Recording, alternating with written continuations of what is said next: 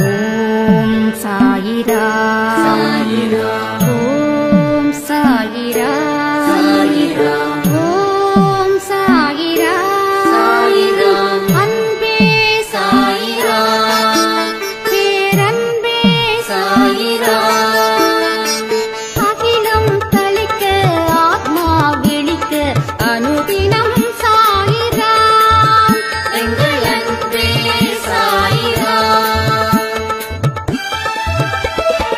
ஒன்றே இறைவன் ஒன்றே பூமிக்கென்றும் சாயிரா சரணம் சாயிரா நன்றே செய்து வாழ்வோம் நாம் ஒன்றே செய்து வாழ்வோம் அன்பே சாயிரா.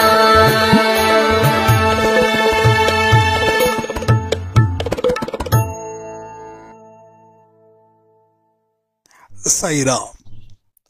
என் உயிரின் உயிரானவர்களே,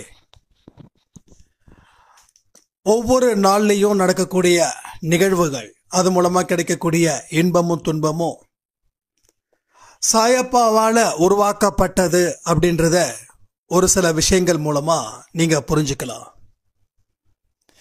எந்த ஒரு மனுஷன் என்ன சொல்ல வராங்க அப்படின்றத பொறுமையா நிதானமா கேட்கிறவன் மட்டும்தான் ஜெயிக்க முடியும். பொறுமை இழந்தவன் எதுக்கும் பயன்பட மாட்டான். அது யாரா இருந்தாலும் சரி. காதுகளுக்கு தான் ஜாஸ்தி வேலை கொடுக்கணும், வாய்களுக்கு இல்லை. வாய்களுக்கு பூட்டு முக்கியம். ஆனா நாம காதுகளுக்கு பூட்டை போட்டுடுறோம், வாயில மட்டும்தான் நம்ம பேசிக்கிட்டே இருக்கோம். இதனாலதான் நிறைய மனுஷங்களோட வாழ்க்கை சொல்லிக்கிற அளவுக்கு மற்றவங்களால பேசப்படாமலே இருக்கு. மௌனத்துக்கு 1000 பலம் இருக்கு. நல்லா புரிஞ்சுக்கோங்க. என்னைக்கு உங்களோட வாய்க்கு நீங்க பூட்டு போடுறீங்களோ அன்னைக்கு மற்றவர்களால் நீங்கள் பேசப்படுவீர்கள். மற்றவங்க வாய்க்கு நீங்க செய்தி இல்லைன்னா நீங்க தான் பேசணும், நீங்க தான் கத்தணும். ஒரு தனி அறையில நீங்க என்ன கத்துனாலும் யாருக்காவது தெரியும். உங்களுக்கே பைத்தியம் தான் பிடிக்கும். கூட யாராவது ஒருத்தவங்க இருந்து பேசுனா கரெக்டு. ஸோ வாய்களுக்கு பூட்டு எங்க போச்சு? அதை பூட்டு போடுங்க. வாய்களுக்கு பூட்டுன்றது மிக மிக மிக அவசியம். அதுல மாற்று கருத்தே இல்லை. இதை நீங்க என்னைக்கு புரிஞ்சுக்கிறீங்களோ அன்னைக்கு வாழ்க்கையில ஜெயிப்பீங்க. எப்ப புரிஞ்சுக்க முடியும்? வாய்க்கு பூட்டு போட்டால் மட்டுமே. சொல்ல வந்ததை முழுசா கேட்கணும்னா காது ஓபன் பண்ணணும். என்கிட்ட ஒரு சாயனம் பாதியில ஆடியோ கேட்டுட்டு என்கிட்ட சில கேள்விகள் கேட்கும்போது நான் சொன்னேன், என்னம்மா ஆடியோ ஃபுல்லா கேட்டீங்களா? இல்லைண்ணா. ஏமா அந்த பதில் அதில் ஃபுல்லாகவே இருக்குது. இல்லைண்ணா. சரி, ஓகேண்ணா, அந்த பதில் மட்டும் சொல்லுங்க. இவ்வளோ அவசரப்பட்டா நான் என்ன செய்ய முடியும்? எஸ்ஸா நோவா இதை மட்டும் சொல்லுங்க அப்படின்னா எஸ்ன்னு சொல்லிட்டு போறது விஷயம் இல்லை. அதை ஏன் எஸ்ன்னு நான் சொல்றேன், அதுக்கு பின்னாடி இருக்கக்கூடிய காரண காரியங்கள் என்ன? அப்போ நமக்கு பொறுமை இல்லை. பொறுமை இல்லாதவங்க வாழ்க்கையில ஜெயிக்கிறது ரொம்ப கஷ்டம். திரும்ப திரும்ப சொல்றேன். எந்த விஷயத்த பண்ணாலும் சரி, ஒரு புக்கையே படித்தாலும் சரி, இல்லை ஒரு மூவியே பார்த்தாலும் சரி, இல்லை இது மாதிரியான சில சொற்பொழிவுகளை கேட்டாலும் சரி, இல்லை உங்களுக்கு வாழ்க்கைக்கு தேவையான உங்கள் தொழிலில் ஒரு வச்சுருப்பீங்க இல்லையா, உங்கள் தொழில் வச்சுருப்பீங்க இல்லையா, அந்த தொழிலை பற்றி நீங்கள் ஸ்டடி பண்ணாலும் சரி, ஏன் அரையும் குறையுமா கற்றுக்குறீங்க? அப்படின்னா அவசரம் உங்களுக்கு. நம்ம வாழ்க்கையில் நிறைய இழந்துட்டோம். அப்போ இழந்துட்டோம் அப்படின்ற போது ஏன் மறுபடியும் அவசரப்பட்டு ஏன் மறத மேலும் மேலும் இழக்கணும்?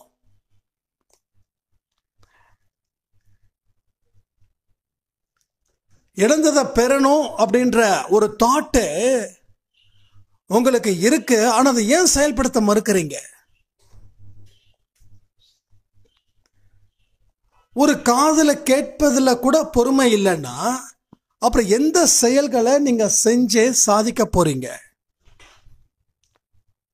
இதற்கு உண்டான பதில்களை எனக்கு நிச்சயமா நீங்க சொல்லணும். நீங்கள் சொல்லியே தீரணும். ஏன்னா அன்பே சாய் அப்படின்றது சும்மா ஒரு பேருக்காக ஏதோ ஒரு நாளைக்கு 2 ஆடியோ கொடுக்குறோம், 12 மணிக்கு ஒரு ஆடியோ, 8 மணிக்கு ஆடியோ, இதுக்காக இல்லை.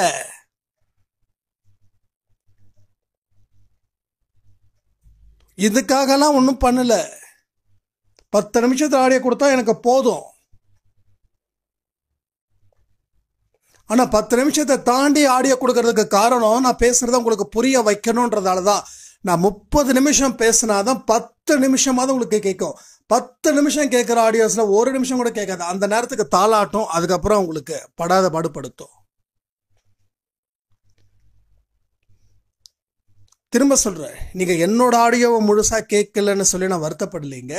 எல்லா விஷயத்தையும் ஒரு விஷயத்தை ஆரம்பிச்சிங்கன்னா அது முழுக்க முடிச்சுட்டு அதுக்கப்புறமா மற்ற வேலை பாருங்கன்னு நான் சொல்கிறேன்.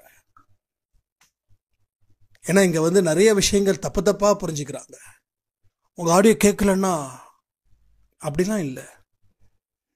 எனக்கு மேலே எத்தனையோ மனிதர்கள், சிறந்த மனிதர்கள், நல்ல பேச்சாளரா சொல்லுங்கள். நமக்கு தமிழ் கூட சரியாக வரமாட்டேங்குது, இங்கிலீஷும் சுத்தமாக வரமாட்டேங்குது. நானும் ஒரு பேச்சாளரா? சத்தியமாக இல்லை. உங்களில் ஒருவன் நான்.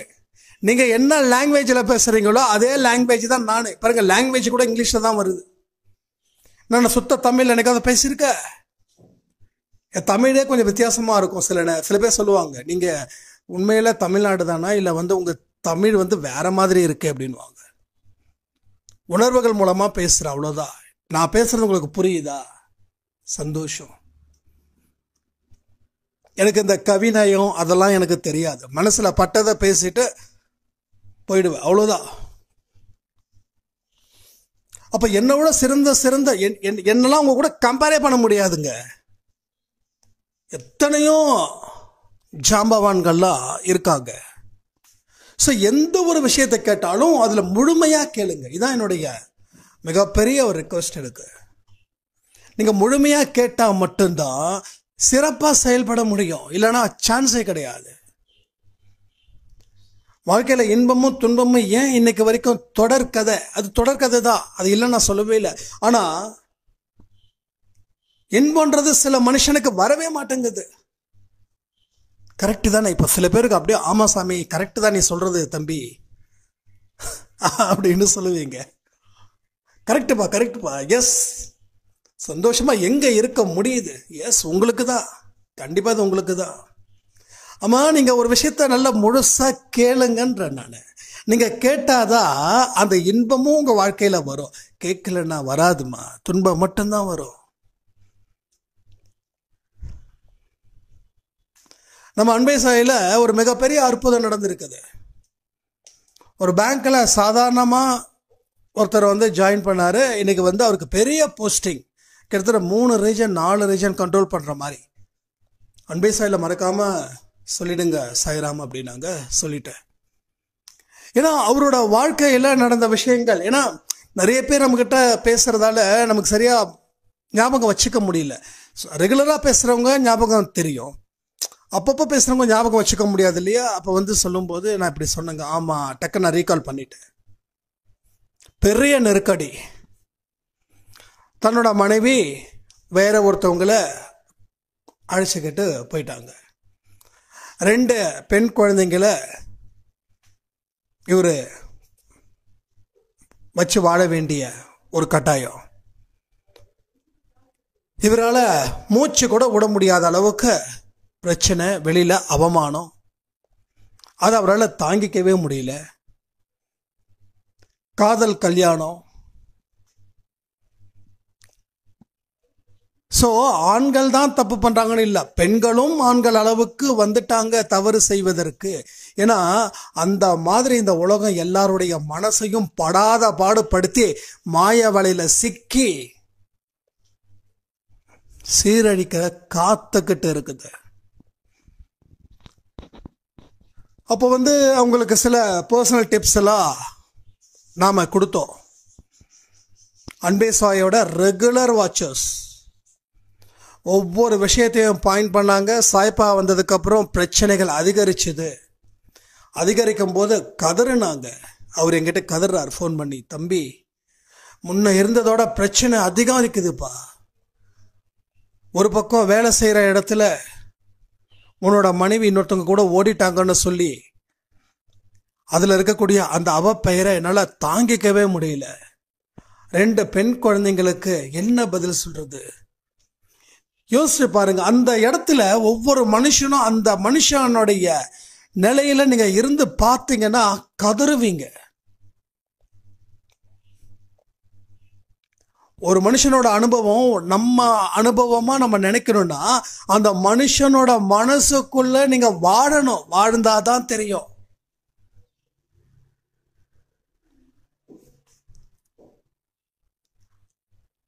அப்ப இவரு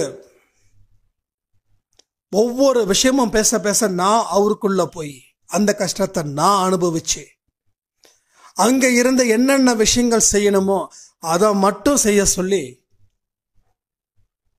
இன்னைக்கு ஒரு பெண் பார்த்துட்டு இருக்காங்க. இன்னும் கொஞ்ச நாள்ல கல்யாணம். அன்பேசாய் குடும்பத்தில் இருக்கிற அத்தனை பேரும் வரணும்னு சொல்லி அவர் இங்க காஞ்சிபுரத்தில் இருக்காங்க. எப்படிப்பட்ட ஒரு வரம் இந்த அன்பேசாய் குடும்பம். அவரோட வாழ்க்கை எப்படி மாறிச்சு? எந்த ஒரு விஷயத்தையும் அவர் முழுசா செஞ்சதால. அவர் சொல்றாரு, நான் இங்க பாருங்க, இது நான் ஆடியோ கொடுத்தன்ற பெருமையில நான் சொல்லல, திரும்ப திரும்ப சொல்றேன். நீங்க என்ன வேணாலும் நினைச்சுக்கோங்க, ஆனா அடிக்கடி உங்களோட சந்தேகத்தை கிளாரிஃபை பண்றது என் வேலை. அன்பேசாயில கொடுக்கக்கூடிய ஆடியோவை மினிமம் 2 ஆடியோ கேட்டுருவேன். அப்படி இல்லைன்னா ஒரு ஆடியோவை தான் நான் கேட்டுருவேன். அந்த ஆடியோவில் கேட்கும்போது ஒவ்வொன்று பாயிண்டாக எழுதி ஒரு பெரிய நோட்டு வச்சிருந்தாரு. அத்தனை அந்த நோட்டு ஃபுல்லா என்ன செய்யக்கூடாதுன்றதை எழுதி எழுதி எழுதி எழுதி வச்சு நான் வாழ்க்கையில் செய்யக்கூடாதுன்னு தீர்மானிச்சு இன்னைக்கு நான் சந்தோஷமா வாழ்ந்துகிட்டு இருக்கேன். என்னை விட்டுட்டு இன்னொருத்தவங்க கூட போனாங்களே, அவங்களுடைய ஃப்ரெண்டு இவங்க கிட்ட ஃபோன் பண்ணி அவங்க ரொம்ப மோசமான நிலையில இருக்காங்க,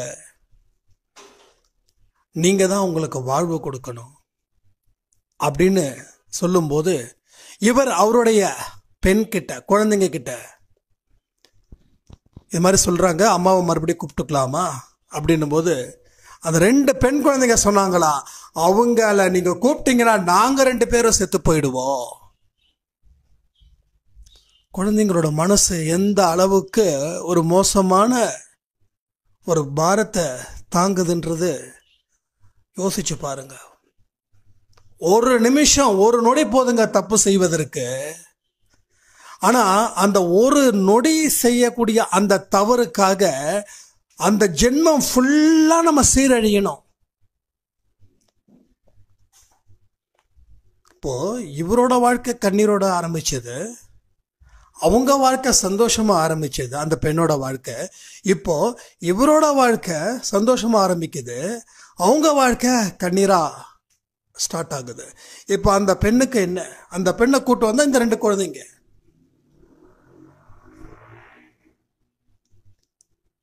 இதெல்லாம் யோசிச்சு பார்க்கும்போது எவ்வளோ ஒரு குடும்பம், எப்படிப்பட்ட குடும்பம்.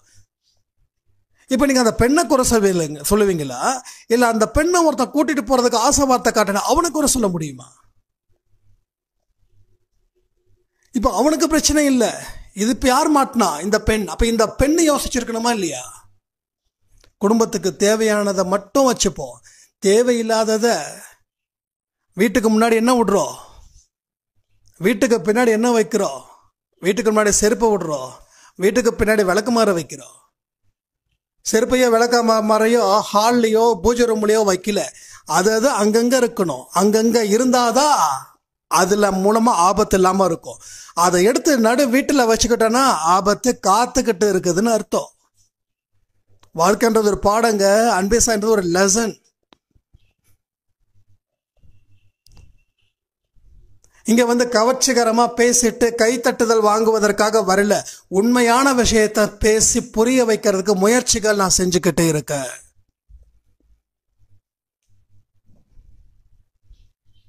எந்த தவறுகளும் நடந்துடக்கூடாதுன்றதுல நான் உறுதியா இருக்கேன். இங்க இருக்கிறவங்க எல்லாருமே என்னோட அக்கா தங்கச்சிங்க தான்.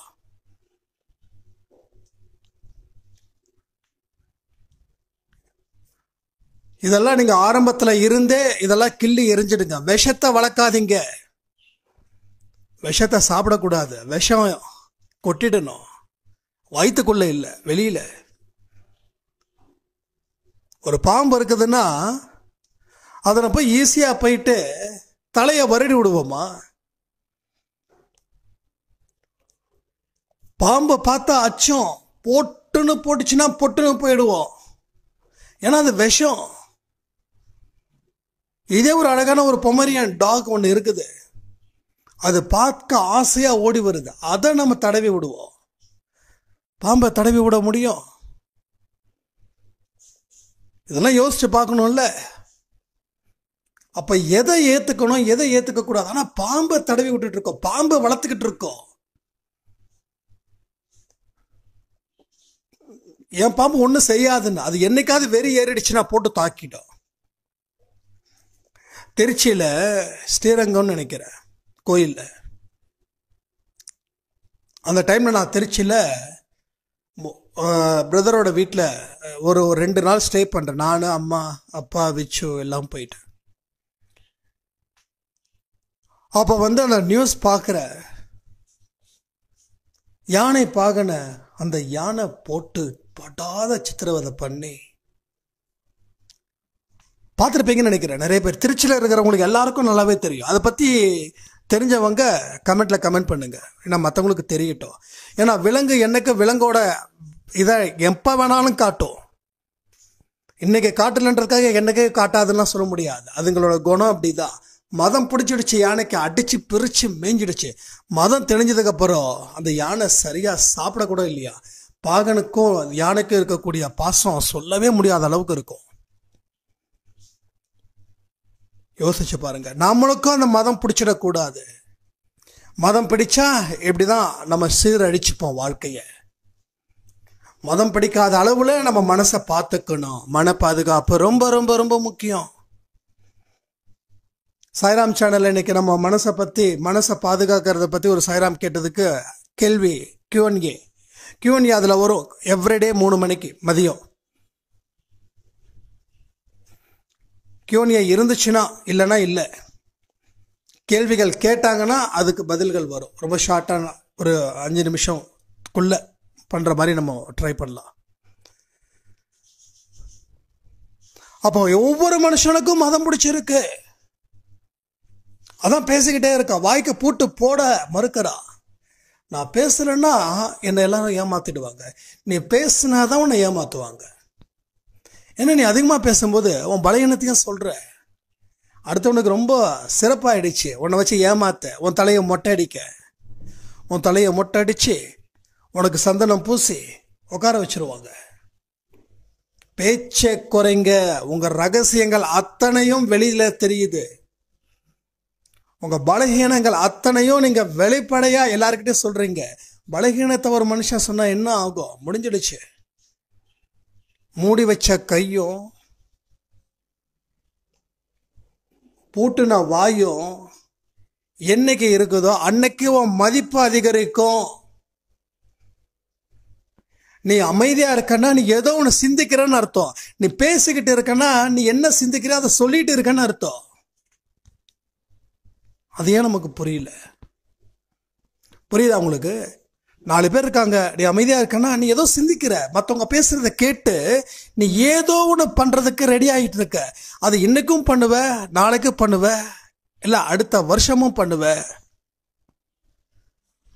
ஆனா பேச நீ பேசுறது எதுவுமே சிந்திக்கல. நீ சிந்திச்சது அத்தனை நீங்க உளறிட்டு இருக்க. உளறுன்னு.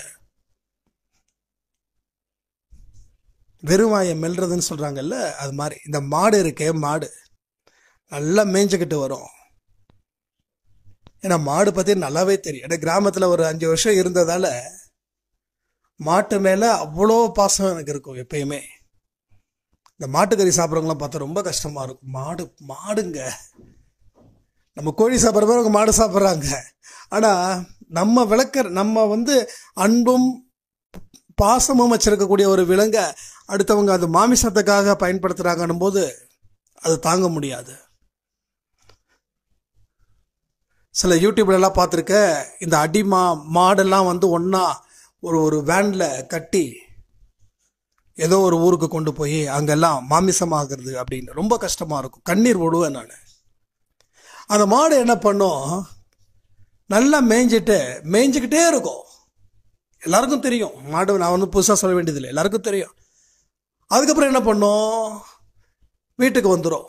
நம்ம வீட்டில் கிராமத்தில் இருக்கிற மாடு அதுவாக போவோம், மேய்ஞ்சிட்டு அதுவாக வீட்டுக்கு வந்து 5 மணி 6 மணி வீட்டுக்கு வந்து நேராக தாத்தா வந்து இந்த கழனி தண்ணின்னு சொல்லுவாங்க, கழனி தண்ணி தான் நினைக்கிறேன் அது பேர், அது வந்து வச்சுருப்பாங்க. நல்லா ஒரு திவ்யமாக குடிச்சிட்டு ஒரு ஓரமாக படுத்துக்கிட்டு அங்கே இருந்து மெதுவாக அப்படியே வந்து தொண்டையில் இருந்து ப்ரெஷர் கொடுக்கும். சாப்பிட்டது வரும், மறுபடியும் சாப்பிடும். ஸோ இந்த ஒட்டகம் இதெல்லாம் இப்படி தான் சொல்லுவாங்க. அது ஒரு நேச்சுரல்ஸ். ஓகே, மாட்டுக்கு ஓகே, ஒட்டகத்துக்கு ஓகே, மனுஷன் ஏன் அதை பண்ணிட்டு இருக்கா? என்ன பண்ணீங்கன்னு கேட்குறீங்களா? தொடர்ந்து ஏன் ஒரு விஷயத்த வந்து பேசிக்கிட்டே இருக்கீங்க? மாடு அசை போடுறதும் மனுஷன் தொடர்ந்து தேவையில்லாதது பேசுறதும் ஒன்று. மாட்டோட இயல்புன்றது வேற, மனுஷன் இயல்புன்றது. ஏன் மனுஷன் மாடா இருக்கான்? இங்க இன்னும் சில பேர் சொல்லுவாங்க, நான் மாடாட்டம் உழைக்கிறேன், ஆனா என் வாழ்க்கையில ஜெயிக்கல. மாடாட்டம் யாரு உழைக்க சொன்னா? நீ மனுஷன் ஐயா, நீ மனுஷன் மாதிரி உழ. மாடுக்கு அறிவு இல்லை, 6வது அறிவு இல்லை. ஆனா மனுஷனுக்கு 6வது அறிவு இருக்குது. நீ மனுஷன் மாதிரி ஓத, நீ மாடு மாதிரிலாம் உழைச்சி ஒன்றும் பண்ண வேண்டாம், நீ மனுஷன் மாதிரி உழ. நீ நல்லா உழ, உன்னோட உழைப்பதில் கவனத்தை வையே, அறிவை செலுத்து. நீ செய்கிற வேலையில் புத்தியையும் வையே, மனசையும் வையே. இதெல்லாம் நீ செய்கிறத விட்டுட்டு நான் மாடாட்டம் உழைக்கிறேன் எதுக்கு நீ உட்காந்துக்கிட்டு உன் மேலே பரிதாபத்தை கொண்டு வர்றதுக்கு என்ன பண்ண போற? சில பேரோட புலம்பல்கள் இப்படி தான் இருக்கும். சில பேர் வந்து பார்த்தீங்கன்னா காலையில் எந்திரிச்சதுல இருந்து தூங்குற வரைக்கும், அதாவது விழித்து கொண்டு இருக்கிற வரைக்கும் யாருக்கிட்டையாவது எதையாவது பேசிக்கிட்டே இருப்பாங்க. யாரும் இல்லைன்னா தனியா பேசுவாங்க. தனியா பேசுறது மிகப்பெரிய ஆபத்து. யாருமே இல்லை, என்ன பேசுறீங்க? அப்ப இப்படி பேசுறதுக்கு காரணம் என்ன தெரியுமா? நீங்க தொடர்ந்து பேசிக்கிட்டே இருந்ததால வந்த பிரச்சனை, அதனுடைய ரிஃப்ளெக்ஷன், அதனுடைய ரியாக்ஷன், அதனோட என்ன சொல்லுவாங்க, எதிரொலியா என்ன சொல்லுவாங்க, அதனோட எதிரொலி. நம்ம ஒரு வீட்டுக்குள்ள ரூம்குள்ள வந்து சாயின் கத்துனா 4 குரலை கேட்குற மாதிரி உங்க மனசுக்குள்ள இருக்கிறதெல்லாம் வெளியில வருது. ஏதோ படத்துல சொல்லுவாங்க, சந்திரமுகி படத்துல ரஜினி வடிவேலு, நான் மனசுல தான்யா நினைச்சேன், எப்படியா நீ சொன்ன, அப்படியா மனசுல சத்தமா நினைக்கிற? அப்படிதான் நாம நடந்துட்டு இருக்கோம் இங்க. அதனால பொறுமையை நீங்க விட்டுட்டீங்கன்னா வாழ்வதற்கு தகுதியே இல்லை. நல்லா புரிஞ்சுக்கோங்க. பொறுமையோட கேளுங்க. உங்களுக்கானதுன்னு சொல்லி எந்த விஷயமா இருக்கட்டும். இன்னைக்கு காலையில கொடுத்த ஆடியோல கூட நன்றிகள் சொல்லியிருக்கேன். நம்ம நன்றிகளா சொல்றோம், கடவுளை வம்புக்கு தானே எடுத்துட்டு இருக்கோம். கடவுளை எல்லாரும் வம்புக்கு தான் எடுக்கிறோம். கடவுள்கிட்ட சண்டை தான் போட ரெடியா இருக்கும். நன்றிகள்லாம் சொல்றது இல்லை. நன்றியா நான் எதுக்கு சொல்லணும்? என்னென்ன ஒழுங்கா வாட வச்சாரு அவரு? எதிர் வீட்டுக்காரன் கொள்ளை அடிக்கிறான், அவனை வாழ வைக்கிறாரு, நான் ஒண்ணுமே பண்ணல, என்ன வந்து சாகடிக்கிறாரு. கடவுளை வம்புக்கு எடுப்பதே மனுஷனோட வேலையா போயிடுச்சு. இந்த நல்லவன் நல்லவன் நல்லவன் சொல்லி யாரெல்லாம் இந்த விஷயத்த மனசுல வச்சுக்கிட்டு சொல்லிக்கிட்டு இருக்கிறாங்களோ அவர்கள் அனைவரும் வாழ தகுதி இல்லாத மனிதர்கள். நல்லா புரிஞ்சுக்கோங்க. நான் நல்லவன், ஆனா எனக்கு இவ்வளவு கஷ்டத்தை கடவுள் கொடுக்கிறாரு. நீ நல்லவன்றது எப்படி தெரியும்? கடவுளுக்கு தெரியாதா நீ எவ்வளோ மோசமான வேலை பண்ணன்னு? ஒரு மனுஷனுக்கு கூடவா நம்ம வந்து எந்த ஒரு தீங்கும் செஞ்சிருக்க மாட்டோம். கடவுளுக்கு எல்லா விஷயமும் தெரியும். கடவுளுக்கு தெரியாதது எதுவுமே கிடையாது. உன்னோட ஜாதகத்தையே அவர் வந்து அலசி ஆராய்ச்சி பண்ணுவார். அடுத்த ஒரே செகண்ட்ல வந்துடும். அப்ப நம்ம தலைக்குனிவு வரும். பாருங்க, இத்தனை நாள் நம்ம நல்லவன்னு நினைச்சோமே, நம்ம இவ்வளவு மோசமானவனா? எஸ், இதான். நீ நல்லவன் சொல்லி மற்றவனை அத்தனை பேரையும் சபிக்கிறிய.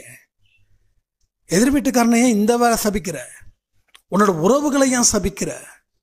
அவங்க நல்லா இருக்க கூடாதுன்னு நினைக்கிறியே, நீ நல்லவனா? நல்லவனா என்ன? உன் எதிரிக்கு கூட நீ நல்லதை நினைக்கணுன்றதான் நல்லவன். ஆனா உன்னை விட உன் வாழ்க்கையில ஒருத்தவங்க உயர்ந்துட்டாங்கன்னா அவனை மட்டப்படுத்துவதற்கு நீ தயாரா இருந்தா நீ எப்படி நல்லவனா இருக்க முடியும்? இதெல்லாம் சாயப்பா கேட்கிறாருங்க, நான் உங்களை கேட்கல. சாயப்பா கேட்கிறார், நீங்களாச்சா அவராச்சு? கடைசியில் என்ன தம்பி இப்படி நம்மகிட்ட இப்படி பேசுறது நீங்க சொல்லாதீங்க. அவர் கேட்கிறாரு, நீங்க பதில் சொல்லிக்கோங்க. உங்களுக்கும் அவருக்கும் இருக்கக்கூடிய இன்டர்மீடியேட் தான் நான். என் வேலை என்னோட வேலை என்னது? பேசக்கூடிய வேலை என் வேலை, அதோட முடிஞ்சிடுச்சு. சிந்திக்க வேண்டியதும் செயல்படுவதும் நீங்க. உங்க 2 பேருக்கும் லிங்க் இருக்கு. யாருக்கு? சாயப்பாவுக்கும் உங்களுக்கும். சில விஷயத்த சொல்றதுக்கு தான் என்ன அனுப்பியிருக்காரே தவிர வேற எதுக்கும் என்ன அனுப்பல.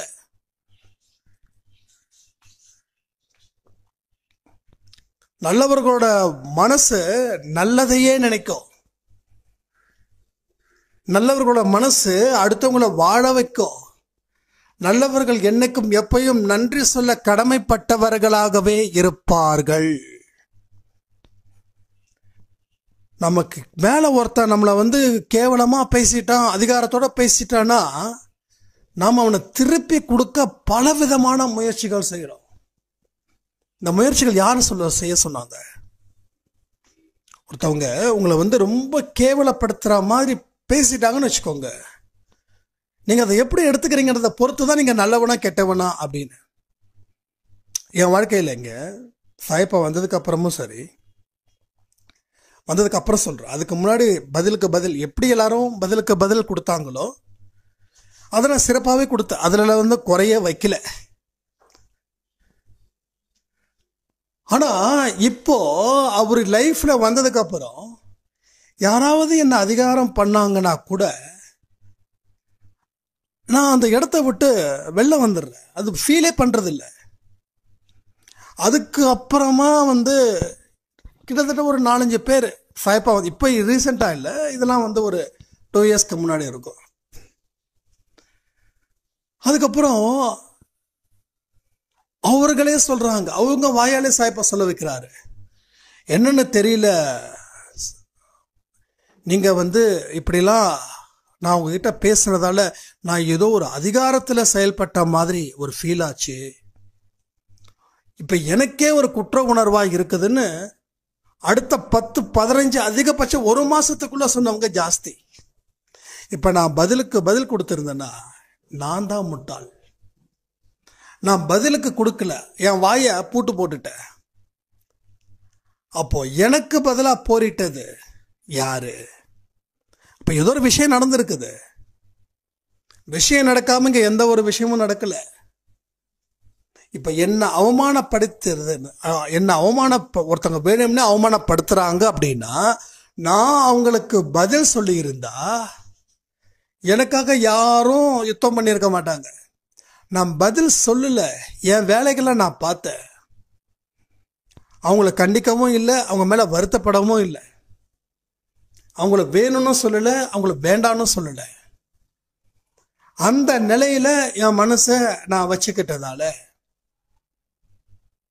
புரிஞ்சுக்கோங்க, அந்த மனநிலையில சரிசமமா வச்சுக்கிட்டதால அடுத்த 15-20 நாட்கள்ல அவங்க கிட்ட இருந்து எனக்கு ஃபோன் வருது. நான் இது மாதிரி ஏதாவது தப்பா பேசியிருந்தேன்னா சாரி, நான் ஏதோ ரொம்ப அதிகாரத்துல பேசின மாதிரி எனக்குள்ள ஒரு ஃபீலிங் வந்துகிட்டே இருந்தது. இரவும் பகலும் தூங்க முடியாத அளவுக்கு என் நிலைமை ரொம்ப மோசமாச்சு அப்படின்னு. இது கடவுள் மேல சத்தியம். நான் மறுபடியும் சொல்றேன், நான் பேசுறது அத்தனையும் உண்மைதான். ஏன்னா இது யாரும் சில பேர் நம்ப மாட்டாங்க. அப்படின்னா என்ன தெரியுமா, அப்படின்னா எங்களுக்கும் ஏன் அப்படிலாம் யாரும் ஃபோன் பண்ணல அப்படின்னு. ஏன்னா நீங்க திருப்பி பேசிட்டீங்க. எதுக்கு நம்ம ஆட்களை பேசுறோம்னா திருப்பி பேசலையேப்பா, மனசுல நினைச்சிங்கல்ல, மனசுல நினைக்கிறது ஒண்ணுதான், திருப்பி பேசுறது ஒண்ணுதான். புரியுதா உங்களுக்கு? அதான் சொல்றேன், மனசுதான் ரொம்ப முக்கியம்னு. இதை ஏன் நீங்க நம்ப மாட்டீங்கன்னா அதான் சொல்றேன், நீங்க நம்ப மாட்டீங்க.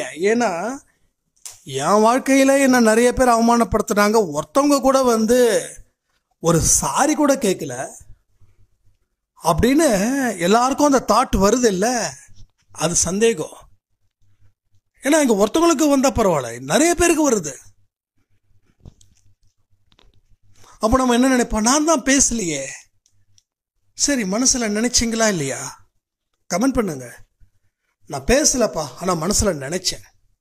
எஸ், நீங்க மனசுல நினைக்கிறது ஒண்ணுதான், பேசுறதும் ஒண்ணுதான். பைபிள்ல ரொம்ப எக்ஸ்ட்ரீமான ஒரு வேர்டு, சான்ஸே கிடையாதுங்க. அது வந்து அந்த ஒரு வார்த்தைகள் ஸ்கூல்ல படிக்கும்போது அந்த வார்த்தைகளை என் மனசுல இருந்ததால தான் நான் இந்த விஷயத்துல நான் ரொம்ப ரொம்ப ஒழுக்கமா இருந்தேன். பெண்கள் விஷயத்துல நான் ரொம்ப ஒழுக்கமா, ரொம்ப கேர்ஃபுல்லா இருப்பேன். நான் கொஞ்சம் கூட அதில் தடம் மாறிடக்கூடாதுன்றது ரொம்ப தெளிவா இருந்தேன். அது இன்னைக்கு வரைக்கும் பாதுகாக்கிறேன். இன்னைக்கு வரைக்கும் அதை வந்து பெரிய அளவில் பாதுகாக்கிறேன். ஏன்னா இந்த காம உணர்வுகள் ஒரு மனுஷனுக்கு இருந்துருச்சுன்னா அவன் வாழ தகுதி இல்லாத மனுஷன் யாரா இருக்கட்டும். அந்த உணர்வுகள் வராத மாதிரி பார்த்துக்க வேண்டிய மிகப்பெரிய பொறுப்பு ஆண்களுக்கும் இருக்கு, பெண்களுக்கும் இருக்கு, 2 பேருக்கும் இருக்கு. எல்லாமே ஒரு அளவோட இருந்துட்டா பிரச்சனை இல்லை. அளவோட இருந்தாலும் கணவன் மனைவி கூடயும், மனைவி கணவன் கூடயும் தான் இருக்கணும். அதுக்கே அளவு இருக்கணும்னு சொல்றாங்க. அதை தாண்டின ஒரு விஷயங்கள் இருந்துச்சுன்னா அது ஆபத்துல போய் முடியும். ஏன்னா இங்க நிறைய பேரோட பிரச்சனைகளை ஆண்களும் பேசியிருக்கீங்க, பெண்களும் பேசியிருக்கீங்க. இதை வச்சுதான் நான் சொல்றேன். எல்லாமே இங்க வெளிப்படையதா. அப்போ பைபிள்ல ஒரு வார்த்தை என்ன சொல்லியிருக்குன்னா, பெண்கள் விஷயத்துல நான் என்னோட கான்செப்ட் பிரகாரம் நான் சொல்றேனே, திருடுறது கூட பிரச்சனை இல்லை. அதாவது கம்பேரிஷன், திருடுறது பிரச்சனை, தப்பு தான். ஆனா திருடுறவன் கூட ஒரு நாள்ல வந்து ஓகே நல்ல வாழ்க்கைக்கு வாழலாம். ஆனா மோகத்தால அழியக்கூடாதுன்னு நான் நினைக்கிறேன். திருடுறது தப்பு தான். திருடுறது வந்து நான் சப்போர்ட் பண்ண நினைச்சிக்க வேண்டாம், எல்லாமே தவறுதான். ஆனா ஒரு பெண்கள் விஷயத்துல இவ ரொம்ப வீக்கு, இவ பலகீனம், அந்த பேரை மட்டும் என்னைக்கும் எந்த காரணத்தை கொண்டும் அதை எடுத்துடக்கூடாது. ஏன்னா விஸ்வாமித்திரரே, ஓகேவா, புரிஞ்சுக்கோங்க, இப்படிலாம் நிறைய விஷயங்கள் நடந்திருக்கு நம்ம சரித்திரத்துல. நம்ம கதைகளா மட்டும் பார்க்க கூடாது, அதுல இருக்கக்கூடிய கான்செப்ட். அப்ப பைபிள்ல ஒரு வார்த்தை ஒண்ணு சொல்லியிருக்கு, ஒரு பெண்ணை நீ தப்பா பார்த்தனா, ஒரு பொண்ணை நீ தப்பா பார்த்தனா, நீ அந்த பெண்ணை, அதான் புரியுதா உங்களுக்கு? தப்பா பார்த்தாவே நம்ம ஐம்புலன்களும் வேலை செய்தா. அப்ப நீ தப்பானவன். நான் பார்த்தது தப்பா அப்படின்னா எஸ், உனக்கு பிரச்சனையே அங்கேருந்தா ஸ்டார்ட் ஆகுது. நீ ஏன் தப்பா பார்த்த? நீ ஏன் தப்பா பார்த்த? கூட பிறந்தவங்களை பார்த்துருப்பியா? அப்ப ஏன் தப்பா பார்த்த? பைபிள் அழகான வார்த்தைகள். யாராவது அந்த, எனக்கு அது ஃபுல்லா சொல்ல தெரியல, யாராவது அந்த பைபிள் வாசகம், அந்த ஒரு வாசகம் யாருக்காவது தெரிஞ்சிச்சுன்னா அதை தயவு செய்து அதை வந்து கமெண்ட் பண்ணுங்க. ஒரு பெண்ணை இச்சையா பார்த்தா அது மிகப்பெரிய பாவம். அப்ப நம்ம மனசுல ஒருத்தவங்களை வந்து திட்டணும்னு நினைச்சாவே அதுவே பெரிய பாவம். அந்த எண்ணம் உனக்கு ஏன் வந்துச்சு? வந்ததால சாயப்பா உனக்கு வந்து போராடல, உனக்காக யுத்தத்தை ரெடி பண்ணல. நீ பேசாம உன் வேலையை பார்த்துருக்க வேண்டியதானே. எதுக்கு அவங்கள நோண்ட ஆரம்பிச்ச? அவங்க நல்லா இருக்க கூடாது ஏன் நினைச்ச? அவங்க இப்படி பண்ணிட்டாங்கன்னு சொல்லி ஏன் வருத்தப்பட்ட? அவங்களுக்கு தாண்டி ஒரு விஷயத்த செய்யணும்னு ஏன் நீ முடிவு பண்ண? நீ செய்யலனாலும் உன் மனசு, உன் புத்தி என்னைக்கோ அதை செஞ்சிடுச்சு. என்னைக்கோ நீ அவனை அழிக்கணும்னு நினைச்ச, அதனால நான் யுத்தம் பண்ணல. நீ அவனை பத்தி நினைக்காம இருந்து பாரு. உடனே இங்க சொல்லுவீங்க, எப்படி நினைக்காம இருக்க முடியும்? நான் தான் எந்த தவறும் செய்யலையே, எப்படி நினைக்காம இருக்க முடியும்னு நிறைய பேருக்கு கேள்வி. நீங்க நினைக்க கூடாதுன்னா நினைக்க கூடாதுங்க. அது ஆபத்துன்னு நினைச்சு உணர்ந்து பாருங்க. நினைக்க மாட்டோம். அப்ப நீங்க ஏன் நினைக்கிறீங்கன்னா, நினைக்கிறதுக்கு வேற எந்த விஷயமும் இல்லை உங்களுக்கு. அதனால தான் நீங்கள் நினைக்கிறீங்க. நினைக்கிறதுக்கு 1000 விஷயங்கள் இருந்துச்சுன்னா அதை நினச்சிருக்க மாட்டோம். அடப்போ அப்படின்னு சொல்லிட்டு போயிட்டே இருப்போம். இதெல்லாம் யோசிச்சு பாருங்க. வாய்க்கு பூட்டு, காதுக்கு இருக்கக்கூடிய பூட்டை அவுத்துட்டு அந்த பூட்டை வாய்க்கு பூட்டிட்டீங்கன்னா உங்கள் வாழ்க்கை ரொம்ப சிறப்பாக இருக்குன்னு சொல்லி இந்த ஆடியோவை நான் முடிக்கிறேன். சாய்ராம். என் உயிரின் உயிரானவர்களே, இங்கே நிறைய பேருக்கு வாழ்க்கையில் வெற்றி பெறுவது அப்படின்ற ஒரு குறிக்கோளோட நாம் இந்த உலகத்தில் வாழ்ந்துக்கிட்டு இருக்கோம். இதில் சிலருக்கு அது சாத்தியம், பலருக்கு அது மிகப்பெரிய கனவு.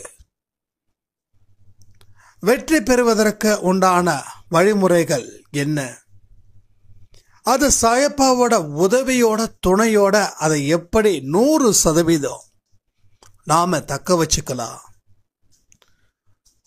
நம்ம வெற்றி பெறதால அந்த சந்தோஷம் பலருக்கும் கிடைக்கும். இதுவரைக்கும் நம்மளை கேவலப்படுத்தி, அசிங்கப்படுத்தி, அவமானப்படுத்தி ஒரு கூட்டம் இருந்துச்சு. ஏன்னா பல தோல்விகளை நம்ம திரும்பி திரும்பி தந்தோம். அதனால சின்னவங்களோ நம்மளை மதிக்கலை, பெரியவங்களோ நம்மளை மதிக்கலை, நம்ம வயசுக்கு இணையா இருந்தவங்களோ நம்மளை மதிக்கலை. இது மாதிரி பலருக்கு பலவிதமான வருத்தம் இங்க இருக்கு. அந்த வருத்தத்தை முறியடிக்க, வாழ்க்கையில் மாபெரும் வெற்றி பெற நீங்க செய்ய வேண்டிய விஷயங்கள் என்ன அப்படின்றத பத்தி தான் இந்த ஆடியோ. உங்களுக்கு வயசு என்ன வேணாலும் இருக்கட்டும். நீங்க 10 வயசா இருந்தாலும் கவலைப்படாதீங்க, 60 இருந்தாலும் கவலைப்படாதீங்க. 60க்கு அப்புறம் 100, 100க்கு அப்புறம் மறுபடியும் 0லேருந்து தான் நம்ம பிறக்க போறோம். கடவுள் கொடுத்த வாய்ப்பை பயன்படுத்தினாதான் கடவுளுக்கு நம்ம மேல ஒரு நம்பிக்கை வரும். பெத்த குழந்தைங்க அப்பா அம்மா பேரை காப்பாத்துற மாதிரி நடந்தாதானே பெத்தவங்க பிள்ளைங்களை சந்தோஷப்படுவாங்க. பெத்தவங்களை அழிக்க வந்த பிள்ளைங்க இருந்தா அவங்களுக்கு சந்தோஷம் எப்படி இருக்கும்? சந்தோஷமும் இருக்காது, அவங்க மேல நம்பிக்கையும் வைக்க மாட்டாங்க. அப்போ அப்பாவோட விருப்பம் ஒன்னே ஒண்ணுதான், வாய்ப்பை எல்லா இடத்துலையும் பயன்படுத்து. உனக்கு இந்த உலகத்துல சாதிக்கிறதுக்கு தான் நான் உனக்கு துணையா நிக்கிறேன். வேதனையை சுமப்பதற்கு நான் உன் துணை அவசியமே இல்லை. சாயப்பான்றது ஒரு பாசிட்டிவ், ஒரு வைப்ரேஷன், ஒரு நம்பிக்கை, ஒரு சந்தோஷம், ஒரு நிம்மதி, ஒரு வெற்றி, ஒரு ஆனந்தம். இப்படி எந்தெந்த நல்ல வார்த்தைகள் இருக்கோ அத்தனையோட மறு உருவந்தான் அவரு. அதை நாம புரிஞ்சுக்கணும். உங்க கதையை கேட்கறதுக்கு அவர் சாதாரணமான மனிதர் இல்லை. உங்களுக்கு இருக்கக்கூடிய பிரச்சனைய தீர்ப்பதற்கு அவர் பலம் பொருந்திய ஒரு ஆசான், ஒரு குரு. அவருக்கு எல்லா வித்தையும் தெரியும், ஒரு விஷயம் கூட பாக்கி இல்லை, அத்தனையும் தெரிஞ்சு வச்சிருக்கிறவரு. அதை நாம புரிஞ்சுக்கணும். உங்க பிரச்சனைகளோட இருக்கா, பிரச்சனைகளுக்கு முடிவுகள் இருக்கான்றதை பொறுத்து நீங்க அவருக்கு எப்படி கோஆபரேட் பண்றீங்கன்றதை பொறுத்து தான். ஒரு பேஷண்ட் அப்படின்னா அந்த பேஷண்ட்டை அந்த டாக்டர் மேல நம்பிக்கை வச்சாதான் ரெக்கவரி ஆக முடியும். இந்த டாக்டர் என்ன சாகடிச்சிடுவான்னு சொல்லி இவர் ட்ரீட்மெண்ட் அவர்கிட்ட போனாங்கன்னா ரெக்கவரி ஆகாது, சொன்ன மாதிரியே நடந்துடும். ஏன்னா இவர் பயந்து இருக்கிறாரு, அந்த டாக்டர் காப்பாற்ற மாட்டாருன்னு. அத்தனை பேரை காப்பாத்துறவர் உன்னை காப்பாற்ற மாட்டாரா, ஏன் என்ன காப்பாற்ற மாட்டாரு அப்படின்னு நம்ம எதிர்கேள்விகள் கேட்கல. யாரோ ஒருத்தவங்க சொன்னாங்க, அங்க போனா நீ முடிஞ்ச, இப்படிதான் ஒருத்தருக்கு ஆச்சுன்னு சொல்லி குண்டை தூக்கி போட்டுருவாங்க. இவரோ முடிஞ்சோம் அப்படின்ற மாதிரி இவரும் நினைச்சுப்பாரு. அதனாலதான் ரெக்கவரி ஆகலை. ஏன்னா நம்பிக்கை வைக்கல, நம்பிக்கை இல்லைன்றதால கோஆபரேட் பண்ணல அந்த பேஷண்ட். அதே மாதிரி இங்க சாயப்பாட குழந்தைகளா நம்ம இருக்கோம், உண்மை, நான் இல்லைன்னு சொல்லவே இல்லை. ஆனா அவருக்கு தகுந்த மாதிரி நீங்க ஒத்துழைக்கல எந்த ஒரு விஷயத்திலையும். நீங்க சரியான முறையில் ஒத்துழைச்சிருந்தா கப்பு உங்களுக்கு தான். நீங்க ஒத்துழைக்கல. முழு சப்போர்ட் செய்யறாரு சாயப்பா நம்ம இங்க அத்தனை பேருக்கும். யார் யாரெல்லாம் அவரோட காலை பிடிச்சிங்களோ கையை பிடிச்சிங்களோ அத்தனை பேருக்கும் சாயப்பாவுடைய பரிபூர்ணமான ஆதரவுன்றது இருக்கு. ஸோ அவர் ஆதரவு இருந்தாலும் ஒண்ணுதான், அவர் அருள் இருந்தாலும் ஒண்ணுதான், அவர் ஆசீர்வாதம் இருந்தாலும் ஒண்ணுதான், நீங்க ஜெயிக்க போறதும் ஒண்ணுதான். ஸோ வின்னிங் மூமெண்ட் எங்க மாறுது அப்படின்னா நம்பிக்கைய இழக்கிறீங்க. நம்பிக்கை இழந்த உடனே நீங்க அவருக்கு சரியான முறையில ஒத்துழைப்பு கொடுக்கல. அதனால தோல்வியை திரும்ப திரும்ப கொடுக்கிறோம். இந்த தோல்வியை கொடுக்கறதால வெளியில தலை காட்ட முடியல. போற இடத்துல எல்லாம் அவமானம் அப்படின்ற ஒரு பெயரே வாரி வாரி இறைக்கிறாங்க. ஒரு மனுஷனுக்கு அவமானங்கள் தொடர்ந்து வாழ்க்கையில வருதுன்னா அவன் எதையும் உருப்படியா செய்யல. சும்மா கர்மா மேலெல்லாம் பழிய தூக்கி போட முடியாது. நான் கர்மாவுக்கு சப்போர்ட்டும் பண்றேன், அதே நேரத்தில் எல்லாமே கர்மான்னு சொல்லி எஸ்கேப் ஆகிறதுக்கோ அது நாமே கண்ணில் மண்ணை தூக்கி போட்டுக்கிற மாதிரி. எல்லாத்துக்கும் கர்மானா உங்க செயலோட முடிவு தானே. ஒவ்வொரு செயலும் எப்படிப்பட்ட முடிவை தருதோ அதுக்கு தகுந்த மாதிரி தானே வாழ்க்கை. அப்போ நம்ம பண்ண செயல்கள் மூலமாக தானே கர்மா முளைக்குது. நம்மளோட வாழ்க்கை எப்படிப்பட்டது, எப்படி வாழ்ந்துக்கிட்டு இருக்கோம், இதெல்லாம் பொறுத்து தான் மறுஜென்மம். ஒவ்வொருத்தவங்களோட வாழ்க்கையிலே இந்த மறுஜென்மம் எப்படி இருக்குதுன்றதை தெரிஞ்சுக்கலாம். அப்போ நீங்கள் ஓயாம உழைக்கணும். எதை வச்சு? நல்லதை நினைச்சு உழைக்கணும். அவமானத்தை பொருட்படுத்தாம உழைக்கணும். பலனை எதிர்பார்க்காம உழைக்கணும். சுயநலம் பார்க்காம இருக்கணும். மற்ற மனிதர்களுக்கு அன்பானவர்களா இருக்கணும், இரக்கமானவர்களா இருக்கணும். இது நிறைய சொல்லியாச்சு அன்பே சாயில. சொல்லிக்கிட்டே இருக்கிறதுக்கு நேரத்தை நான் கடக்க விரும்பல. அப்போ சாயப்பான்றவர் யாருக்கு உதவி செய்வாருன்னா, யாரு அவருடைய குழந்தைகளா முழு மனதோட அவருடைய தொடர்புல இருக்கிறாங்களோ, யாரு அவருக்கு முழுமையா ஒத்துழைப்பு கொடுக்கிறாங்களோ அவருக்கே அவர் வெற்றிக்கு துணை புரிவாரு. இதுல நம்ம நிறைய மறுக்கிறோம். இங்க எல்லாருக்கும் சாயப்பா மேல நம்பிக்கை இருக்கு, நான் இல்லைன்னு சொல்லல. இருக்கிறதால தான் இன்னைக்கு நம்ம வாழ்ந்துகிட்டு இருக்கோம். ஆனா அந்த நம்பிக்கைக்கு ஒரு சில சந்தேகங்கள் உங்க மனசுக்குள்ள எழுந்துகிட்டே இருக்கு. அந்த சந்தேகங்களை நிவர்த்தி செஞ்சிட்டீங்கன்னா அடுத்தது உங்க உழைக்கிற பயணம் தொடரும். உழைக்க ஆரம்பிச்சிட்டிங்கன்னா வெற்றிகள் பெறலாம். நம்ம எல்லா ஆடியோலையும் ஒரு விஷயத்த சொல்லிட்டு இருக்கோம், உழைக்காம எதுவும் இல்லை. கர்ம யோகம், விவேகானந்தர் இதுல கர்ம யோகம்னு ஒன்று இருக்கு. ஒரு வேலை செஞ்சா மட்டும் பத்தாது, அந்த வேலையாகவே நீ ஆகுன்னு சொல்றாங்க. அருமையான ஒரு தத்துவம் அந்த தத்துவம். நீ அந்த வேலையாவே மாறிடு. வேலை வேற, நீ வேற இல்ல. நீ இப்ப என்ன செய்யறியோ நீ அதுதான். அதுல இருந்து கொஞ்சம் கூட பின்வாங்காத. ஒரு டிராப் விழுந்தா கூட தண்ணி காலி ஆயிடும்.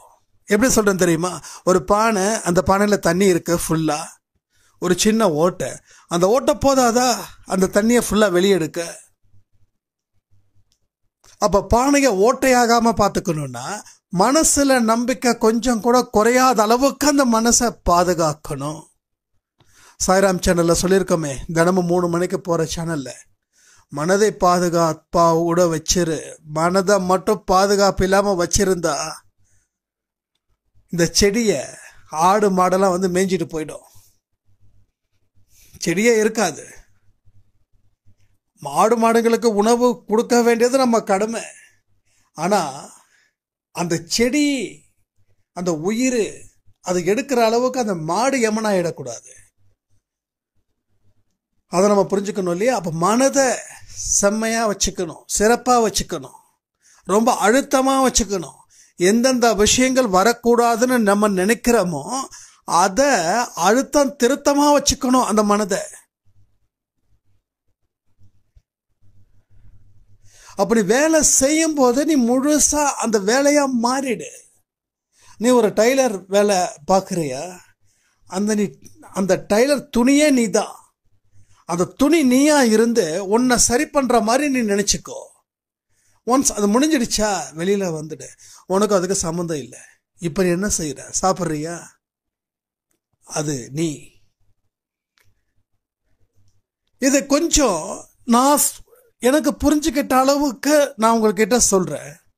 ஆனா உங்களுக்கு அதை புரிஞ்சுக்கணும்னா நீங்க 10 தடவை அந்த தொழிலையோ நீங்க செய்யற தொழிலை கவனத்தோட செய்யும் போதுதான் அது உங்களுக்கு புரியும். சில பிராக்டிக்கலான விஷயத்தை நான் பேசும்போது அது நீங்களும் அதுக்கு கொஞ்சம் கோஆப்ரேட் பண்ணாதான் நான் சொல்லக்கூடிய விஷயங்கள் உங்களுக்கு நல்லபடியா நடக்கும். அப்ப வெற்றி யாருக்கு கிடைக்குது?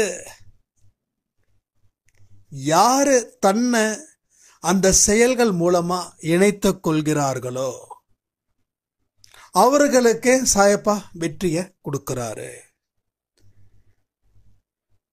நீ செயலை தள்ளி வச்சிட்ட அப்படின்னா வெற்றி இல்லை.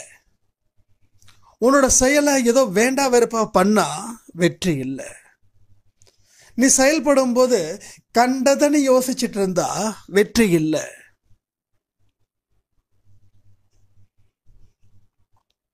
ஒன்றும் இல்லைங்க, நான் ஒர்க் அவுட் பண்ணும்போது சில நேரத்தில் சாங்ஸ் போடுவேன்.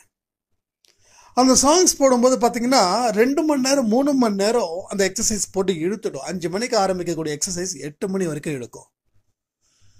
அதே பாட்டெல்லாம் போடாம வேற எந்த ஞாபகமும் இல்லாம கரெக்டா கவுண்ட் பண்ண 40 நிமிஷம் அந்த 3 மணி நேரம் செய்யக்கூடிய அந்த ஒர்க் அவுட்டை அந்த 40 நிமிஷத்துல அதை விட என்னால பெஸ்டா கொடுக்க முடியுது. ஸோ டைம் மிச்சமாகுது.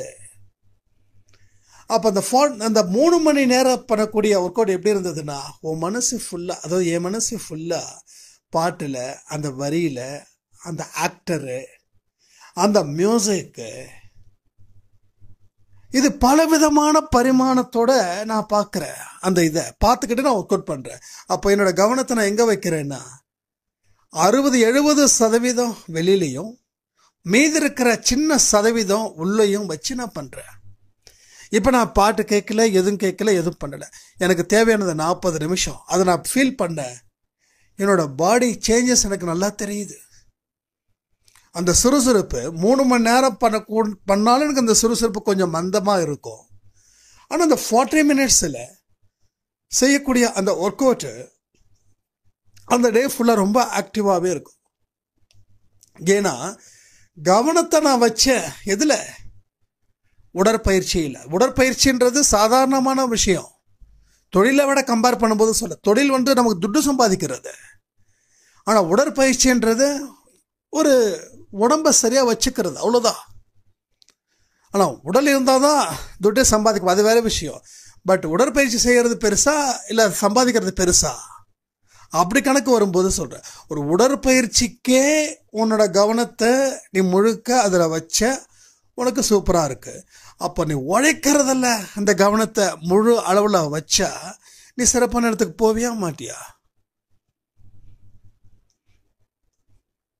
இந்த விஷயத்தை புரிஞ்சுக்கிட்டா நீங்க வெற்றியை ஈஸியா தக்க வச்சுக்கலாம். பல பேரோட புலம்பல், நான் உழைக்கிறேன் ஆனா வெற்றி பெற முடியல. நீ உழைக்கிற, நீ உழைப்பையும் உன்னையும் பிரிச்சு பார்க்கிற, அதனால வெற்றி பெற முடியல. உழைப்பையும் உன்னையும் ஒன்னாக்கு. உன் எண்ணங்கள் மூலமா தான் நீ செயல் புரிகிற. ஒரு வேலை செய்யணும் அப்படின்னா அது விருப்பப்பட்டு வேலை செய்யும் போது கிடைக்கிற திருப்தி வேற எதுலையுமே அதை அடைய முடியாது.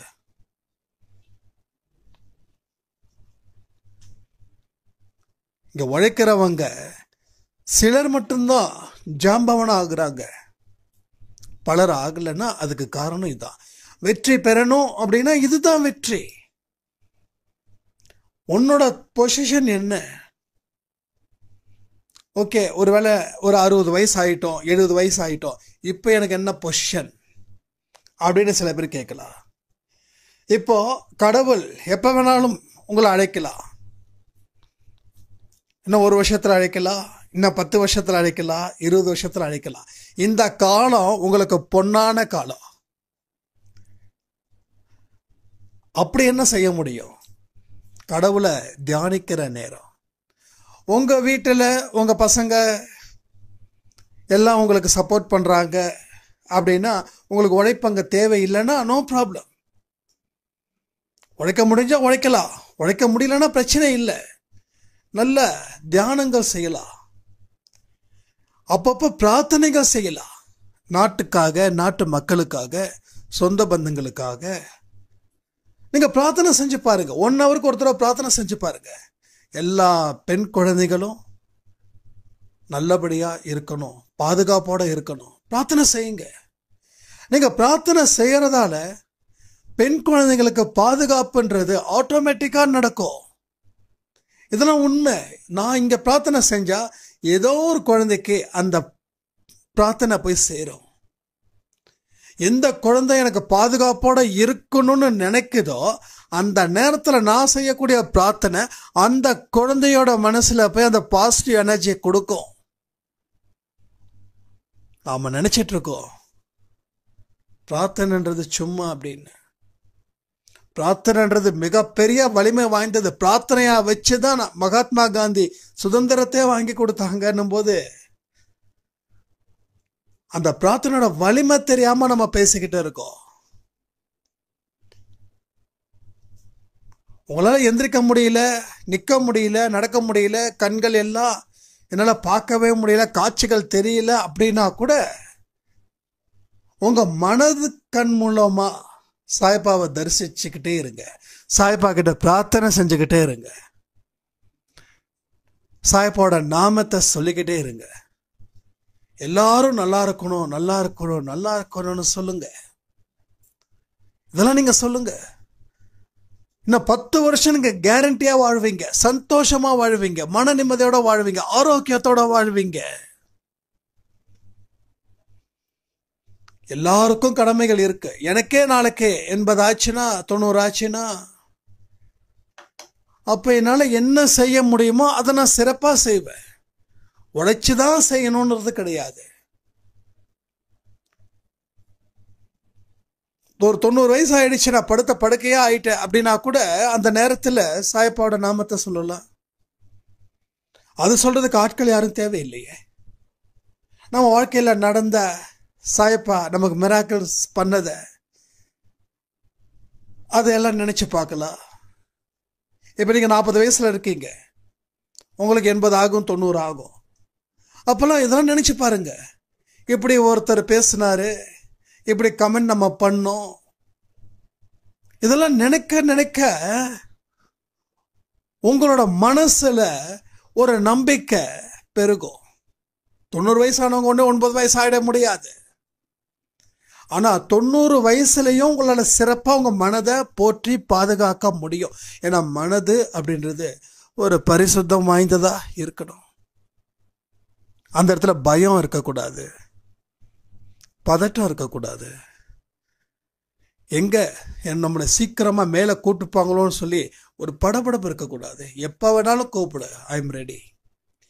என்னுடைய கடமையை இந்த பூமியில என்னால சிறப்பா எந்த அளவுக்கு செய்ய முடியுமோ செஞ்சிட்டேன். அடுத்த ஜென்மத்தை, நல்ல ஜென்மத்தை எனக்கு நீ கொடு. நல்ல மனுஷனா, நல்ல மனுஷியா நான் வாழணும், நல்லா உழைக்கணும். எந்த காரணத்தை கொண்டு எந்த ஒரு நல்ல விஷயத்தையும் செய்வதை நான் நிறுத்தக்கூடாது.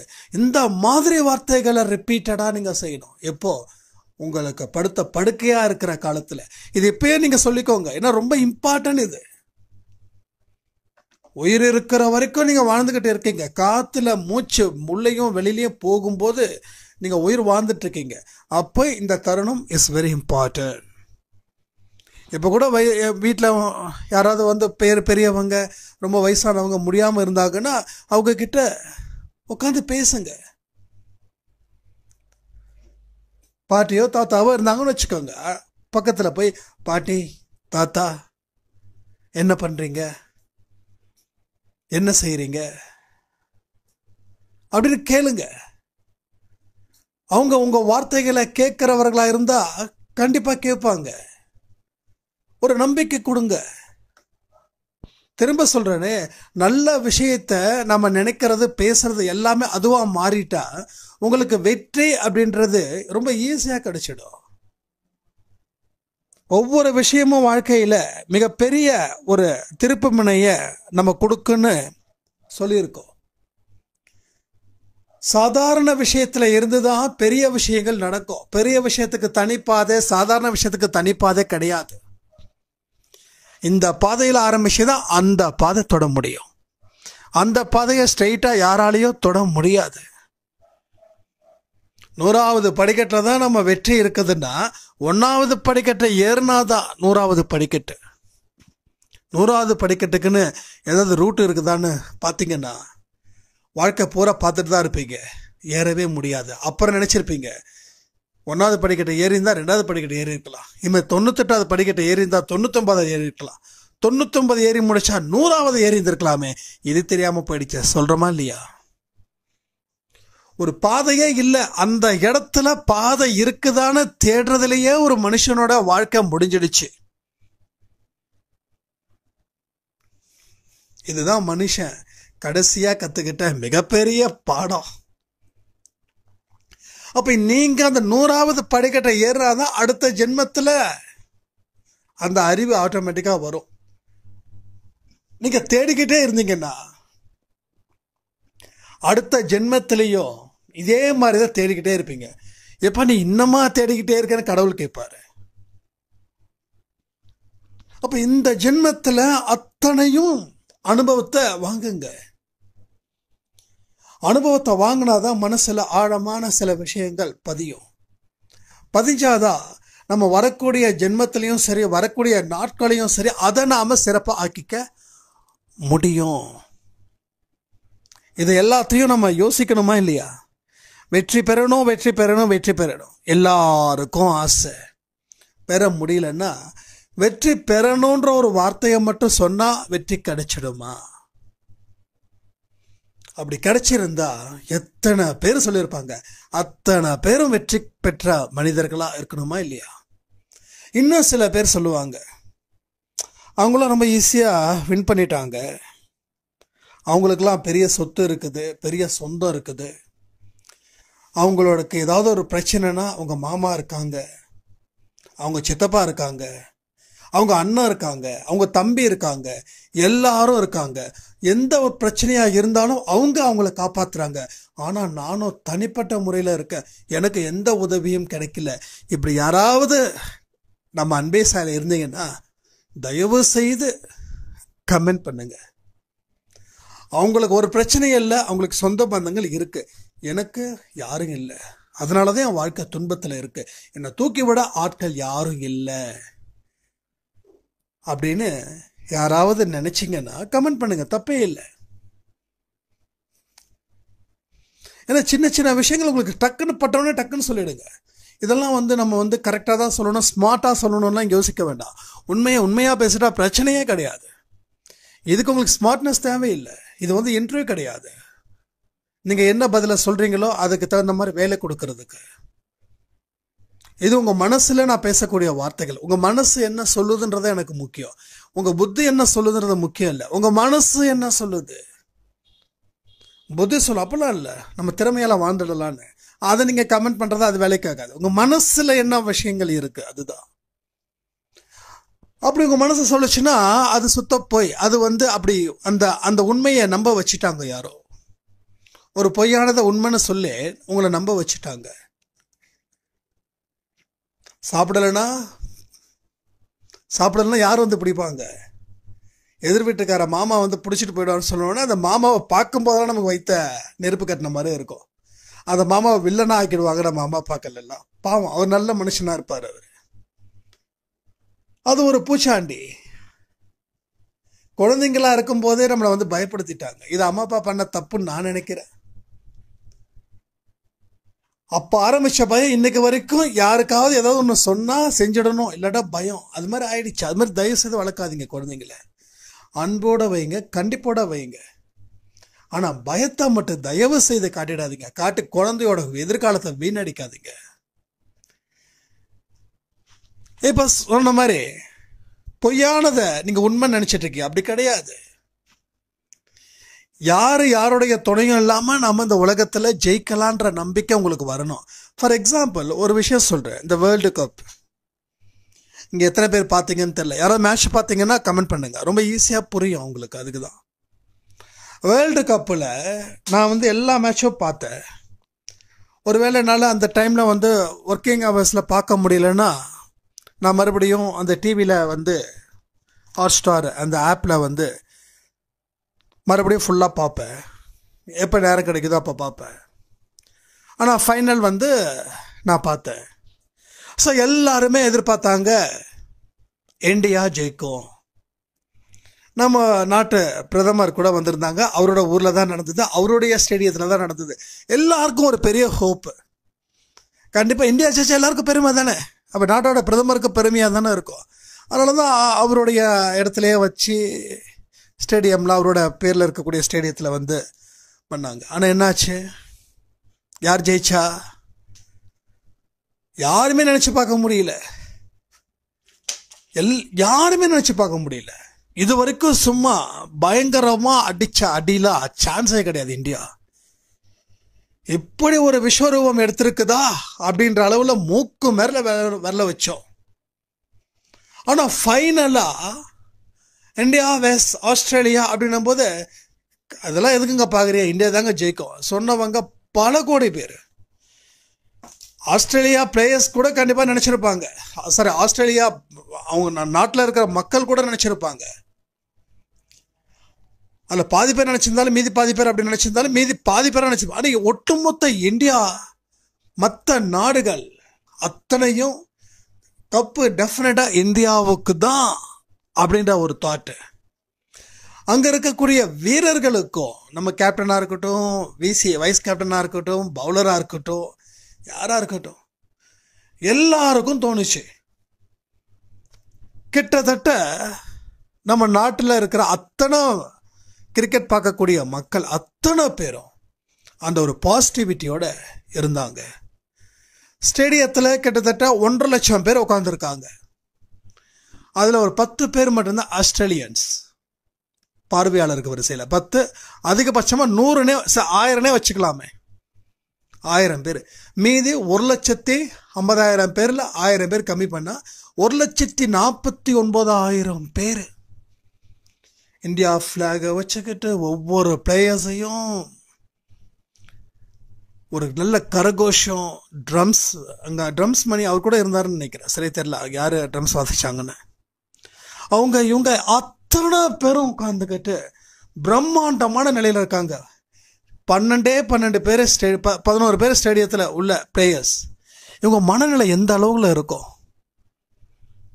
எத்தனை பேர் சப்போர்ட்டிங். நாம தோத்துருவோன்ற தாட் அவங்களுக்கு வரல, நாம ஜெயிச்சிடுவோம், இந்த சத்தத்தை நான் வந்து அமைதியாக்குவேன்னு அந்த கேப்டன் சொன்னது. யாரு? Australian captain. அந்த சத்தத்தை நான் அமைதியாக்குவேன். எப்படி அமைதியாக்க முடியும்? அவங்கள அவுட் ஆக்குவதன் மூலம். இந்தியா ஆடிச்சு, எதிர்பாராத 2-3 பிளேயர்ஸ் வந்து சரியா அடிக்கல. ரோஹித் மொத்தம் அடிச்சாங்க, விராட் அடிச்சாரு. அதுக்கப்புறம் யாரும் சொல்ற மாதிரி யாருமே ப்ளே பண்ணவே இல்லை. ரொம்ப 240, 249 அந்த ஸ்கோர்ல முடிஞ்சது. அதுக்கப்புறம் பவுலிங்கில் அப்போ கூட நிறைய பேர் சொன்னாங்க, பவுலிங்கில் செமையாக வந்துடலாங்க, ஜெயிச்சிடலாங்க. இது நல்லா கேட்டுக்கோங்க. இது எதுக்கு இவ்வளோ தூரம் பேசுகிறேன்னா, எல்லாத்துலேயும் ஆன்மீகம் இருக்கு. ஆன்மீகம் இல்லாத இடன்றது எதுவுமே கிடையாது. அதனால தான் நான் சொல்கிறேன், இதை திரும்ப திரும்ப நீங்கள் கேட்கணும். அப்போ வந்து ஆஸ்திரேலியன்ஸ் வந்து ஆடுறாங்க. ஃபர்ஸ்ட் ஓவர்லேயே செகண்ட் ஓவர்லேயே ஒரு விக்கெட்டு, எல்லாரும் கரகோஷம் ஆ ஊன்னு. அடுத்த ஒரு விக்கெட்டு, அடுத்த 2 ஓவருக்குள்ள சான்ஸே கிடையாது, 100லே சுருட்டலாம் அப்படி ஏற்கனவே நம்ம சுருட்டி இருக்கோம்ல அந்த மேட்ச்சில் 100 150 முடிச்சிருக்கோம். அந்த தாட் இன்னும் கான்ஃபிடென்ட் வந்துடுச்சு. அந்த ஸ்டேடியம் ஃபுல்லாக ஒரே சவுண்டு, மழை சவுண்டு, பயங்கர சவுண்டு. இந்தியா வின் பண்ணிடுச்சு, வின்னு வின்னு வின்னு வின்னு அந்த வானளவில் அந்த சவுண்டு. ஒரு விக்கெட் 2 விக்கெட் எடுக்கும்போது வரக்கூடிய பிளேயர்ஸ்க்கு எப்படி இருக்கும்? மெயினான 2 விக்கெட் போயிடுச்சு, இன்னும் 2 விக்கெட் 3 விக்கெட் ஆடும். எத்தனை கரகோஷம்! இவங்க மத்தியில் நம்ம ஆடணுமேன்னு சொல்லி ஆஸ்திரேலியன் பிளேயர்ஸுக்கு அந்த தைரியம் இயல்பாகவே எந்த மனுஷனுக்கும் இருக்காது. ஆனால் அவங்களுக்கு இருந்துச்சு. வந்தாங்க, ஒரு பேட்ஸ்மேன் அடி பிரிச்சு மேய்ஞ்சிட்டாரு. ஒரு சிக்ஸர் அடிக்கும் போது கிரவுண்டில் நிசப்தம். 100 எடுக்கும்போது நான் ஒரு 8-10 பேரோட பார்த்துட்டு இருக்கேன் மேட்ச். நான் கை தட்டுனேன், மீதி 8 பேர் கை தட்டல. ஆஸ்திரேலியன் பிளேயர்ஸை 100 எடுக்கும்போது 9 பேரோ 10 பேரோ உட்காந்து பார்த்துட்டு இருக்கோம். நான் மட்டும் எந்திரிச்சின்னு கை தட்டினேன். அவங்க என்னடா ஆஸ்திரேலியன் அடிக்கிறாங்க நீ கை தட்டுறியே அப்படின்னு கேட்க, நான் சொன்னேன், எவ்வளோ ப்ரெஷர்லையும் தனியாக நின்று எதிர்த்து போராடி ஜெயிச்சிருக்கிறது எவ்வளோ பெரிய விஷயம், அதையே உங்களுக்கு புரியல அப்படின்னு. இருந்தாலும் நம்ம இந்தியா நாட்டில் விளையாண்டு இந்தியாவில் ஜெயிக்கிறது பெரிய விஷயம் கிடையாது. ஆனால் அவங்க இந்த நாட்டில் வந்து விளையாண்டு கப்பை வாங்கிட்டு போகிறது தான் பெரிய விஷயம். ஏன்னா எனக்கு ஃபீல் ஆச்சு. ஏன்னா நம்ம சொந்த மண்ணு தோத்தடிச்சுன்னா விட்டுற முடியுமா? அதுக்காக திறமை இல்லைன்னா அவங்கள ஒத்துக்க முடியுமா?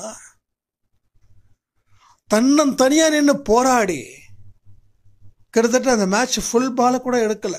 ஐ திங்க் 10 ஓவருக்கு முன்னாடியே முடிச்சிட்டாங்கன்னு நினைக்கிறேன். வின் பண்ணாங்களா இல்லையா? ஸோ நம்ம திறமைன்றது ஒன்று இருக்கு, அதை மறக்காதீங்க. வெறும் சத்தத்தை வச்சு மட்டும் மயங்கிடாதீங்க. இதெல்லாம் ஒரு படிப்பினை நமக்கு கொடுத்தது, கடவுள் கொடுத்தது. ஒரு விஷயத்திலும் ஆராய்ச்சி பண்ணுங்க. எனக்கு ஒரு அசாத்தியமான விஷயம் அப்போதான் தோணுச்சு. நான் வாழ்க்கையில் தோத்துட்டே இருக்கும்போது நான் யோசித்தேன், நம்ம கூட நின்று கை தூக்கி உதவுறதுக்கு யாருமே இல்லை. நண்பர், சொந்தம் எல்லாம் தேட வேண்டியதாக இருக்குது, எல்லாம் மறைஞ்சிட்டாங்க. இப்பயும் அவங்கள தப்பு சொல்லலை, ஏன்னா ஒவ்வொரு மனுஷனுக்கும் ஒவ்வொரு விதமான பிரச்சனைகள். என் பிரச்சனைகளை நீ பாருன்னு சொல்கிற அளவுக்கு யாருக்கும் இல்லைங்க பாவம். அப்போ நான் யோசித்தேன், இவருக்கெல்லாம் அவங்க இருக்காங்க, இவங்க இருக்காங்க, நமக்கு யாருமே இல்லையே அப்படின்னு. அப்புறம்தான் வந்து சாய்ப்பா வந்ததுக்கப்புறம் யார் இருந்தால் என்ன, யார் இல்லைன்னா என்ன, நம்ம சாய்ப்பா இருக்காரு, நமக்கு தொழில் இருக்குது, நமக்கு கடந்த கால அனுபவங்கள் பெரிய அளவில் இருக்கு அப்படின்னு எப்படி ஆஸ்திரேலியன் பிளேயர்ஸ் வந்து அந்த ஒரு நம்பிக்கையோட வந்து நின்று அடித்து அந்த கப்பை வாங்கிட்டு போனாங்களோ, அதே மாதிரி நானும் வந்து நம்பிக்கையோடு நின்று விளையாண்டுக்கிட்டே இருக்கேன். விளையாட்டு இன்னும் முடியல. எப்போ என் உயிர் முடியுதோ அப்போ விளையாட்டு முடியும். So this is a fact. அப்போ யாருமே இல்லை, அவங்களுக்கு சப்போர்ட் பண்ணுறாங்க, அதெல்லாம் சும்மா இல்லை. ஜஸ்ட் லைக் தட் வந்து நம்மளோட தோல்வியை அடுத்தவன் மேலே தூக்கி போடுறதுக்கு சமம். எப்படி அந்த பிளேயர்ஸ் வந்து நின்று அடித்தாங்கன்றதை மட்டும் பாருங்கள். யாராவது மேட்ச் பார்க்கலன்னா அந்த ஃபைனல் நிச்சயமாக பாருங்கள். நான் சொல்லக்கூடிய விஷயங்கள் எந்த அளவில் உங்கள் மனசில் கொண்டு போய் தொடுதுன்னா அது கொஞ்சம் விஸ்வலைஸாக பார்த்தா, அதாவது அதை காட்சியாக பார்த்தா அது உங்களுக்கு புரியும். உங்களுடைய அனுபவத்தையும் ஷேர் பண்ணுங்கள். இந்தியா தோன்றுச்சுன்றதை கவலை விட்டுட்டு ஆஸ்திரேலியன் ஜெயிச்சாங்க இல்லையா, அதை ஆராய்ச்சி பண்ணி பாருங்க. அப்போ நீங்கள் ஜெயிச்ச மாதிரியே இருக்கும். அங்கே நீங்கள் ஜெயிப்பதற்கு உண்டான ஒரு வழியாவது கொடுக்கும். ஸோ வெற்றின்றது இப்படிதான். 10 பேர் சேர்ந்து தூக்கி விடுறது வெற்றி கிடையாது. தனியாக நின்று எதிர்த்து நின்று போராடி சாயப்பாவோட துணை கொண்டு முறியடிக்கிறது தான் வெற்றி. அந்த வெற்றியை உங்கள் வசத்தை வைத்துக்கொள்ள வேண்டும் என்றால் உங்கள் வாழ்க்கையோட வழியை, பாதையை அத்தனையும் மாற்றி ஒரு நிலையான இடத்துக்கு நீங்கள் போகணும்னு சாயப்பாவோட விருப்பத்தை நீங்கள் நிறைவேற்றி கொடுத்தாதான் நீங்கள் சாயப்பாவோட குழந்தைங்கன்றத மறந்துடாதீங்க. ஸோ நல்ல அற்புதமான விஷயங்கள் நம்ம அன்பே சாயில தொடர்ந்து நடந்துக்கிட்டு தான் இருக்கும். எல்லாரும் ஒன்றா சேர்ந்து ஒரே மனதோட நாம் அத்தனை பொறுப்புகளை உணர்ந்து நம்ம வாழ்க்கையில் செயல்பட்டா எப்படி உலகக்கோப்பை நாம் அவங்க வென்றார்களோ அதை விட வாழ்க்கைன்ற கோப்பையை நாம் வெல்லுவோன்னு சொல்லி இந்த ஆடியோவை நான் முடிக்கிறேன். ஜெய் சாய்ராம்.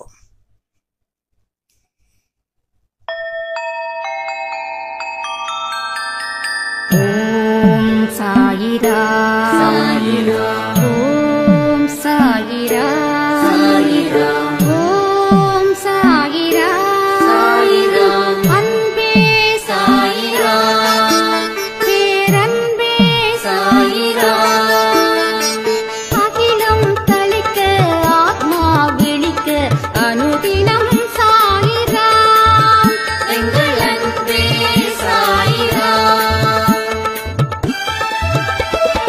ஒன்றே இறைவன் ஒன்றே பூமிக்கென்றும் சாயிரா சரணம் சாயிரா நன்றே செய்து வாழ்வோம்